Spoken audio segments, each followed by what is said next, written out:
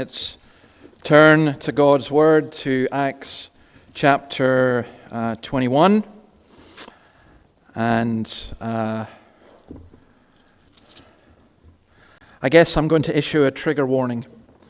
We're going to look at two main things that are really personal and really difficult. And we're going to look at another couple of things that are also quite controversial.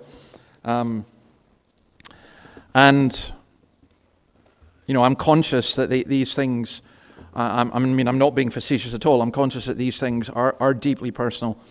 You and I have decisions to make, and how we make those decisions is of key importance. Most of us don't sail on in the certainty that God has told us what to do every step of the way. We have to wrestle with things. Jordan Peterson's book is called We Who Wrestle with God. I'm in the middle of writing a review of it and calling the review, it should be entitled We Who Wrestle with Ourselves. And I think that's where we are at. We have choices to make. We decide, and not just, you don't go just into a supermarket and decide what you're going to buy. You do decide what you're going to have to eat and so on. But we decide big decisions. We make big decisions. Where we live, who we marry, if we get married, children, everything else. Some things in life we have no choice. Not one of us here decided when we would be born. And sadly, in our culture, there are people who think we can decide when we die. And we are going to look at that, but we don't. We don't decide that. And as we think of the subject of death, I got a wee book of John Keats's poems. I loved John Keats. And there's so much he's got in there. He died young. He died 25. When I have fears that I may cease to be, before my pen has gleaned my teeming brain, before high-piled books in charactery hold like rich garners the full ripened grain. And then I thought this was stunningly beautiful. For to bear all naked truths and to envisage circumstance all calm, that is the top of sovereignty. Death is the mother of beauty. Now we're going to see what the Bible has to say about that. What's all this got to do with Paul? Well, let's go to Acts 21, verses 1 to 6. After we had torn ourselves away from them, we put out to sea. That was Keats. There we are. And that's a photograph of at an airport. At an airport, it's lovely when you gather, you meet people and they're all coming running off. I hate going to airports to say goodbye. Well, these are Paul's goodbyes here. After we'd torn ourselves away from them, we put out to sea and sailed straight to Kos. The next day we went to Rhodes, and from there to Patara. We found a ship crossing over to Phoenicia, went on board and set sail. After sighting Cyprus and passing to the south of it, we sailed on to Syria. We landed at Tyre, where our ship was to unload its cargo. We sought out the disciples there and stayed with them 7 days. Through the Spirit, they urged Paul not to go on to Jerusalem. When it was time to leave, we left and continued on our way. All of them, including wives and children, accompanied us out of the city, and there on the beach we knelt to pray. After saying goodbye to each other, we went aboard the ship, and they returned home. Notice at verse 1 there, the emotion of saying goodbye after we had torn ourselves away. I'm sure most of you must have experienced that. You're saying goodbye. And even if it was, I remember when our kids were very, very young, and the first time in particular, one of them went away, one of our daughters went away. I didn't want to say goodbye. She's only going up to my folks for a weekend, but I didn't want to say goodbye to her, And you see that. I saw a woman who was saying goodbye to her child going off to a camp for the first time, and was just saw her post this week that she was very traumatized by the experience. It's not like, sometimes people leave, or you're at a place and you're leaving and you're going, oh, thank goodness we got out of here. We're glad to get out of here. This is the opposite of that. This is, when will I see you again? This is, so long, farewell, auf Wiedersehen, goodbye, for those of you who know your Sound of Music. And that's what happened with Paul. 4 stops, the island of Kos, Rhodes, Patera, and Myra. It's funny, when you go, if you ever get a chance, do go to Greece and try and visit some of these places. We were on a holiday on the island of Kos, and it was just amazing. We were there just for a normal, Mediterranean holiday. But for me, just looking out over the sea and thinking, well, Paul was here, was just really quite amazing, and helped me ground the Bible's actually rooted in history and geography and reality. And then they had to wait a week as the ship was reloaded. And notice that Paul took advantage of that week. It's possible the weather wasn't great. It's possible it took that long to reload the ship. But whatever reasons, he was there for 7 days. And he just went and sought out Christians. And that's always a great thing to do. Just go and seek out your brothers all over the world. If you are a Christian, you have brothers and sisters all over the world. And I remember I was hitchhiking through Denmark, and we went to a church in Copenhagen where people just spoke Danish. The service was in Danish. And my Danish consisted of the word for bacon. That was just about it. But it was lovely having Christian fellowship. Well, that's what he did. And then verse 5, it's another sad goodbye. The wives and the children came to the beach. They knelt to pray. And again, a very simple thing for us. It's a good thing to pray together before you part. So you notice Paul's devotion in that regard. And then we'll go on to the next one, verses 7 and 8. The evangelists and the prophetesses, we continued our journey from Tyre and landed at Ptolemais, where we greeted the brothers and sisters and stayed with them for a day. Leaving the next day, we reached Caesarea and stayed at the house of Philip the evangelist, one of the 7. He had 4 unmarried daughters who prophesied. You notice Paul, he doesn't really look for peace and quiet, does he? He wants to go and meet with and encourage people. And they do that. They go to Caesarea. It was a town named after Caesar, obviously, built by Herod the Great. It served as the port for Jerusalem. Now, if you remember as far back as chapter 8, this is where Philip, 20 years earlier than this, so we've gone 20 years between this and chapter 8. 20 years earlier, Philip the evangelist settled there. He'd been in Gaza, and he'd worked his way up from Gaza through Jerusalem, Galilee, and so on, and then come to Caesarea, where he lived there, and he had 4 unmarried daughters with him, who, very interestingly, they are described as daughters who prophesied. Now, prophecy, what was prophecy? Prophecy, in a sense, is foretelling the future. That did happen. We'll see this with Agabus. But really, prophecy at its most basic level is proclaiming the word of God. Now, there are Christians and churches that teach that women shouldn't teach the word of God. When we have the Equip conference here, it will be women Bible teachers. And there are men who say, no, it shouldn't be. It should be men who are actually teaching the women. Because women are not allowed to do that. Well, not in the Bible, that's not the case. Women were allowed to do that. Now, as I mentioned last week, people tend to push either way. The elders in the New Testament were male, but there were women who prayed and who prophesied as well. And here's a classic example of that. And then verses 9 to 13, or 10 to 13. After we'd been there a number of days, a prophet named Agabus came down from Judea. Coming over to us, he took Paul's belt, tied his own hands and feet with it, and said, "The Holy Spirit says, in this way the Jewish leaders in Jerusalem will bind the owner of this belt and will hand him over to the Gentiles." When we heard this, we and the people there pleaded with Paul not to go up to Jerusalem. Then Paul answered, "Why are you weeping and breaking my heart? I am ready not only to be bound, but also to die in Jerusalem for the name of the Lord Jesus." Through the Spirit, Verse 4, we were told that through the Spirit, they urged Paul not to go to Jerusalem.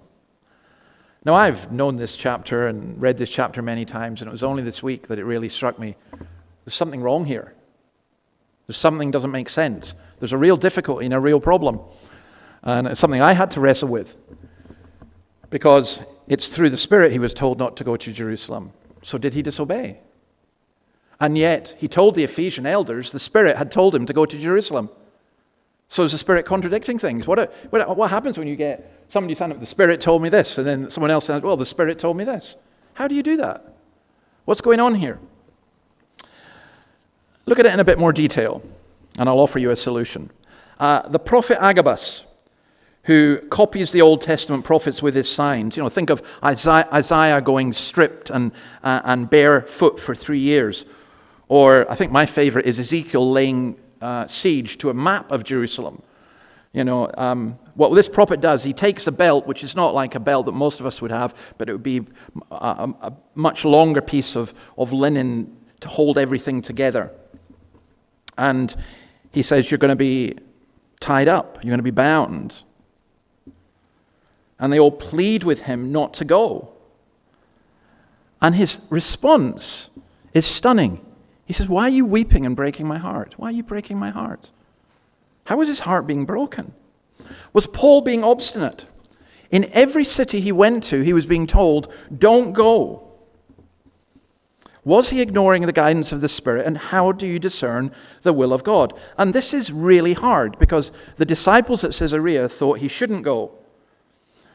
I'm sure that in their minds was this, that Paul was too valuable to go. The church could not do without him. You're going to go to Jerusalem. You're going to die. You're signing your death warrant if you go there. And think of the areas that have yet to be reached. We haven't gone to India.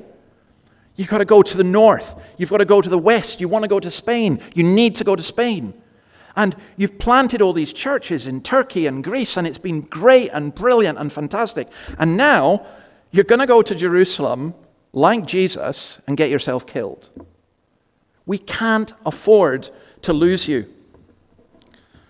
Paul answers this in terms of the Corinthians when in 1 Corinthians 2, verses 4 to 5, I came not in the wisdom of men, but in demonstration of the Spirit and of power, that your faith might not rest in the wisdom of men, but in the power of God.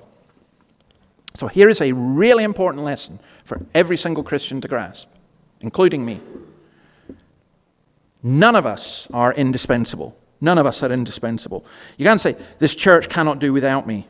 I need to go or I need to stay.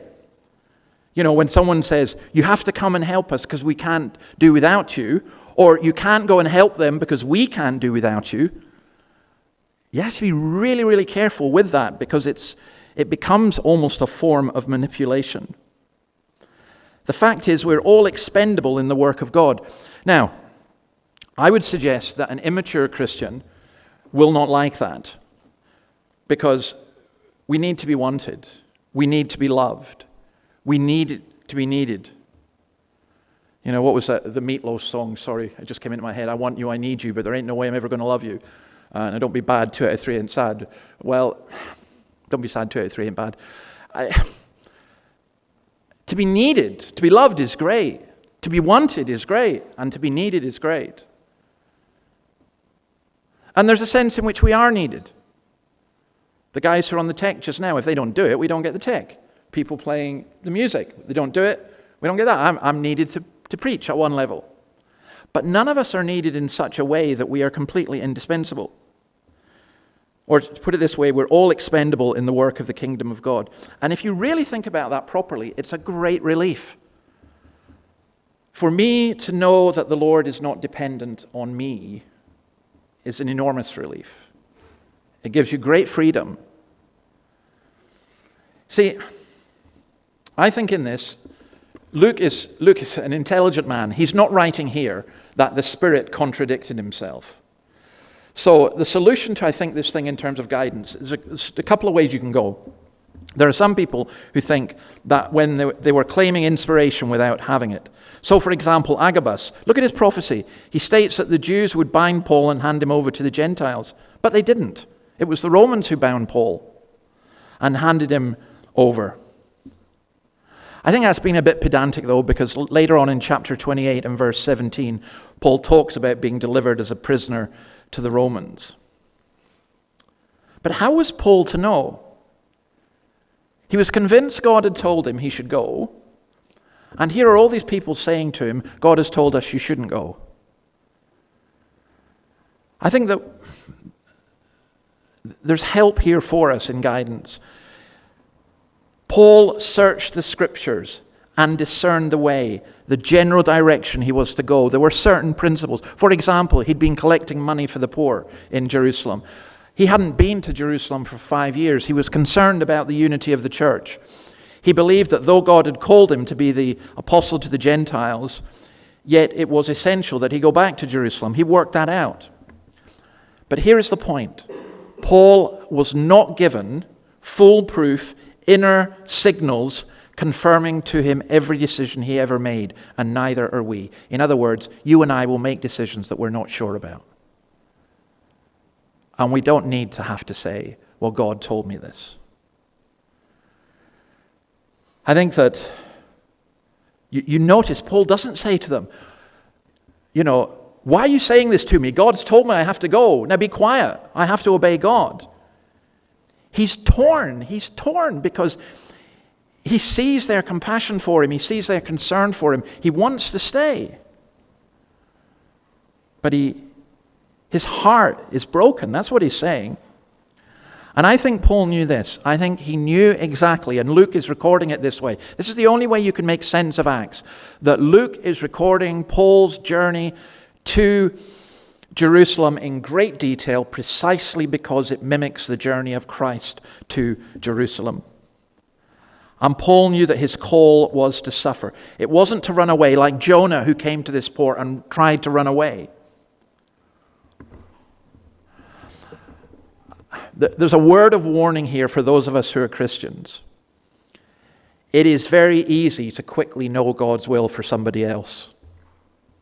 We shouldn't go there, because we can easily make God's will conform to our preconceptions. So I hear things from people. I'm thinking about my previous church, someone saying, well, I think I should be doing this, or I think I should be doing that. And I'm going, oh no, I can't do without you. Or, a whole bunch of different things. I think you should come here or whatever. And we very easily quickly turn God's will or our will into God's will, when the reality is that we don't know, because we see things horizontally rather than vertically. I think that the love and the loyalty of the Christians in Caesarea and elsewhere were so commendable. The problem was not that. The problem was their motives were short-sighted. Their vision was limited. They needed to look for God's ultimate purposes. So Matt's talking about Nigeria, and I'm not saying this about Matt, but I'm saying you're in a church and a young man says, I think God's calling me to go to Nigeria or whatever. And you want to go, no, don't go because we need you here. Or, I don't know, it might be the other way around. It may be that the church in Nigeria says, you have to come because we can't do without you. Well, Paul's saying, look, don't put that pressure on me. It's breaking my heart that I'm being pulled in different directions. You don't say I have to go there because they say they can't do without me. And you don't say I have to stay here because they say they can't do without me. You seek, what does God want? And I think in this, it's best to see Agabus and the others in the Spirit, predictions, if you like. They are predictions, not prohibitions. In other words, the Spirit revealed to them that Paul was going to suffer. They interpreted that as saying, we've got to tell him not to go. But Paul is saying, I know I'm going to suffer. I know that. I know what's going to happen. Like Jesus, he was heading to Jerusalem. And like Peter, the disciples tried to dissuade him from doing that. So I want to say something else that I don't want you to misunderstand, but it is important. In our culture, which has infected the church, so much of guidance is about our narcissism. In other words, we ask, will this make me happy? Will this fulfill me? It's self-interest and egotism. So people come to a church and they say, oh, will this church make me happy? Will it fulfill me? Is it where I'm at? No. Where does God want me to go? What does God want me to do? And sometimes even when we're saying, where does God want me to go and what God want me to do, we're so clever and deceitful within ourselves that we interpret our will as being God's will. I think Paul was like Jesus. Lord, take this cup from me. That's why he was broken. He knew what awaited him.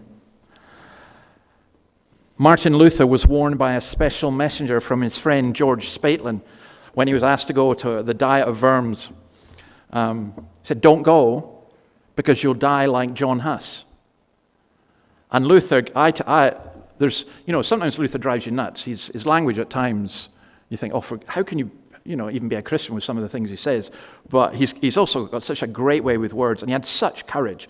And I love this. This is one of my favorite bits of Luther. He says, though Huss was burned, the truth was not burned, and Christ still lives. I shall go to Worms, though there are as many devils as tiles on the roof. I don't care. I'm going. And it was at Worms, he said, when he was asked to recant, he said, here I stand, I can do no other.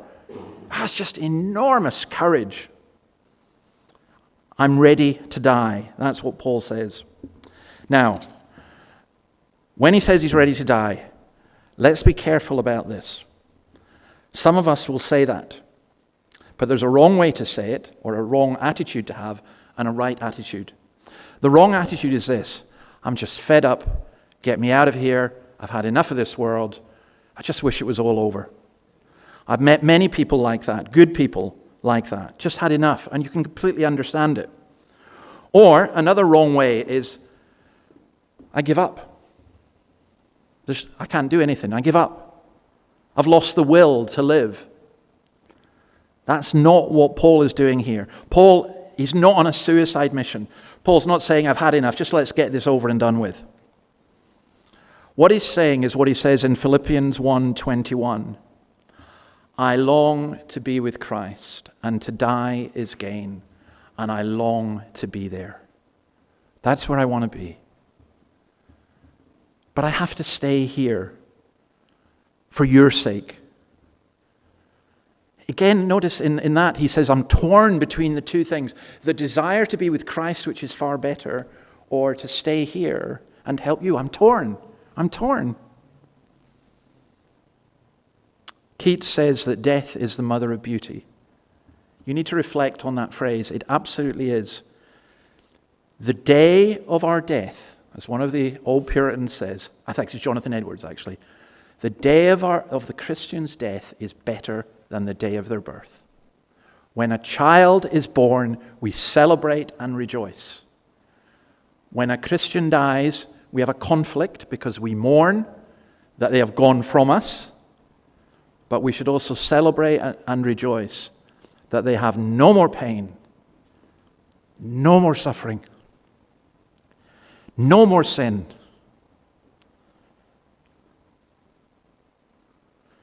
I remember when my father died, I had this just double emotion that was torn. This sense of loss and a sense of relief that my dad would no longer struggle.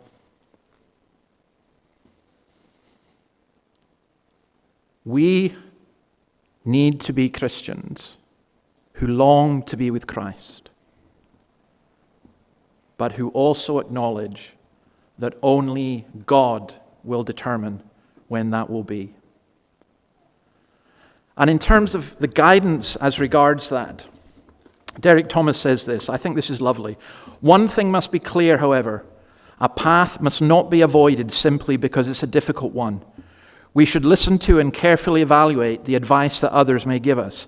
We must weigh what they say carefully, and our goal must be to follow the path that God has for us. Once we have arrived at a conclusion as to the direction of that path, we must ensure that we walk down that path with faith and a good conscience. That path may even call us to make great sacrifices. It may even be a path that could lead to our death. You know, Matt's talking about the brothers and sisters in Nigeria. If you are a Muslim in northern Nigeria, and you know what Boko Haram do to people who convert, and you are baptized, that is a path that could very well lead to your death. Are we prepared, says Thomas, to take such a path if God calls us to take it? Is our love for Jesus great enough that we'd be prepared to risk our very lives for him? This is a haunting question to be considered carefully and prayerfully. So many of us, in terms of guidance, are going, Lord, what do you want me to do that will fit with my personal happiness and my agenda and where I'm at and how I fulfill myself? Because we are so infected by this world. We do not think of service. And it's pathetic. Here is the Apostle Paul, desperately needed all over the world. And he's saying, I'm prepared to go, and I'm ready to die, if that's what God wants. And we yak about all the religious language and serving God and everything else. And we would hardly move a finger out of our comfort zone. Verses 14 to 16. When he would not be dissuaded, we gave up. I love that. We gave up. Oh, he's a stubborn brat. We can't be dissuaded. He can't be dissuaded. We said, the Lord's will be done. And after this, we started our way up to Jerusalem. Some of the disciples from Caesarea accompanied us and brought us to the home of Mnason, where we were to stay. He was a man from Cyprus and one of the early disciples. As I say, we sometimes find ourselves in a position where everyone is saying, don't go, or everyone is saying, go. And we're wrestling with it, and it tears us apart. And so we say DV. Now, DV is Deo volente, Latin for God willing. And Deo volente, DV, is not fatalism. Oh, well, whatever's going to happen is going to happen. It's trust. We ask the church, we examine the scriptures, and we trust that the Lord will work even through our mistakes. Oswald Chambers puts it beautifully. To choose to suffer means there's something wrong. There's something wrong with you if you want to suffer. To choose God's will, even if it means suffering, is a different thing. No healthy saint ever chooses suffering. He chooses God's will, as Jesus did, whether it means suffering or not. So they go. They get to the house of Mnason, which is just one of those details that's so encouraging, because Mnason is a Greek form of Manasseh. He was a Jew from Cyprus who was converted, probably at Pentecost, probably one of the people with the tongues and everything else. He stayed in Jerusalem. This is 25 years later, and Paul's come to his house. By the way, notice this about Paul. He's not some kind of lone warrior. Everywhere he goes, he's strengthened by Christian fellowship. Because when God calls us, and it involves sacrifice and suffering, in that we're only following Christ, but there's fellowship, and there are people to support. And when God calls us, you see, here's the thing, when God calls us, he is always with us, he'll never leave us or forsake us, and he gives us the strength to carry on. Sometimes you're in a position and you're going, well, I can't do this because it's so overwhelming, or it's so difficult, or things are going so wrong. And the Lord looks and says, yeah, I know. I've been there, done that. All my disciples turned against me. I know. But you can, because I am with you. So when you're seeking guidance, look for good advisors, spend time with God regularly, realize that God's will may not be yours. So just because you want to go to a particular place, or you feel very attracted towards it or repelled by it, doesn't mean that's right. Ask the church.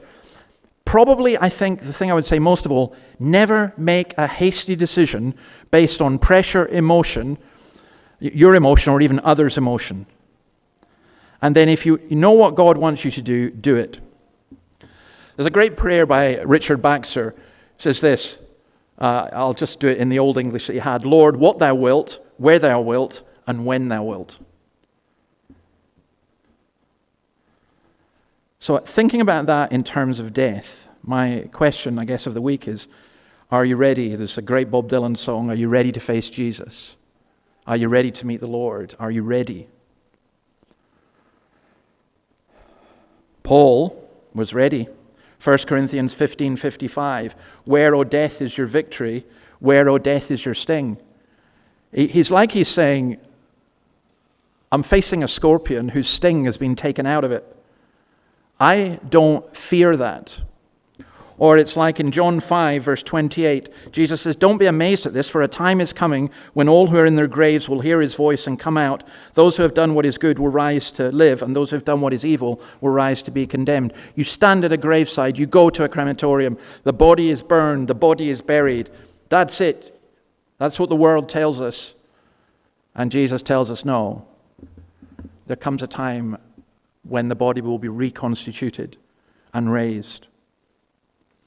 And I read this in Thomas Manton, and I thought this was just the most beautiful, beautiful description for the Christian. The grain does not live except it dies. The shed and the old house is pulled down, that God may raise a more glorious structure. You know, still in Lambton and elsewhere, there are these old railway workers' cottages and miners' buildings, wooden shacks. To be honest, they're a bit of a dump. And people pay a lot of money for them. They're not paying money for the shack. They're paying money so that they can knock it down and rebuild. And God is not saying, hey, I want you just as you are and all that kind of stuff. He's saying, no. There's a new body. There's a new life. Lord, what you will, where you will, when you will. And that's true of death. I did a debate once where the motion was, this was at a university, this house believes that every person should have a right to choose the time, the place, and the method of their death. That is the very antithesis of Christianity. It is also from the pit of hell, because it puts us in a position where pressure is put enormous. You get to choose if you're going, really? I have to choose? But what if my family lose their inheritance? Or what if I'm going to have a lot of pain? Or the hospital says they need the beds. I saw a sign this week which chilled me to my bone. It's in the NHS in the UK, where you go into a doctor's surgery and they ask you, and this is also true here, there's a sign up saying, have you considered assisted dying? Have you considered suicide? In a medical facility. How do we get to that hellish place? Because it is. Because we choose. No. God chooses. Your time comes. That's your time. So I want to suggest this to us all. We put ourselves under enormous pressures by forcing ourselves to make choices that are actually not really ours. We also think we're lords of our own life, and therefore if you make a wrong choice, that screws everything up. No, it doesn't. God is sovereign, and what we need to ask is, Lord, what do you want me to do? Lord, don't let me make mistakes. And sometimes I've even prayed, Lord, when I've made a mistake, please let it turn around for good, even with that. And I can tell you the liberty in that, because people manipulate and they push and they want you to do things. And that's not how God is. So I'm going to pray this prayer for those of us who need guidance. It's from R. Kent Hughes commenting on this passage. I thought it was a beautiful prayer. And then we'll sing. Oh God, help us not to assume that we know your will for someone else. Help us to make your desires first always, above our own wishes or suppositions, above the opinions and even the needs of others, above circumstantial pressures. Grant us the courage to do your bidding, no matter what our obedience might cost us. May we not warp your directions for us through selfish preconceptions. You first, you always, you ever, our greatest good and our eternal God. In Jesus' name, amen. Amen.